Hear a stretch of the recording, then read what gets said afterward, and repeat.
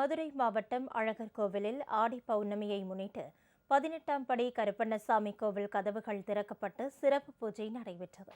108 வைணவ தலங்களில் ஒன்றாக கள்ளழகர் கோவிலில் ஒவ்வொரு ஆண்டும் ஆடிப்பெருந்திருவிழா விமரிசையாக நடைபெறும்.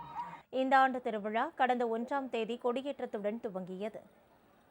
திருவிழாவின் சிகர நிகழ்ச்சியான தேரோட்டம் நேற்று காலை நடைபெற்றது. ஸ்ரீதேவி பூதேவியுடன் அழகர் தேரில் எழுந்தருளி பக்தர்களுக்கு காட்சியளித்தார். நேற்று மாலை அழகர் கோவில் காவல் தெய்வமான 18ஆம் படி கருப்பண்ணசாமி கோவிலில் வருடத்திற்கு ஒருமுறை மட்டுமே நடைபெறும் நடை திறப்பு நிகழ்ச்சி நடத்தப்பட்டு படிப்பூஜை செய்யப்பட்டது. பின்னர் ஆயிரக்கணக்கான பக்தர்கள் சந்தன குடத்தை ஊர்வலமாக எடுத்து வந்து கருப்பசாமிக்கு நேர்த்திக்கடன் செலுத்தினர். பூஜைகளுக்கு பிறகு சில நிமிடங்களில் மீண்டும் கோவில் நடை மூடப்பட்டது.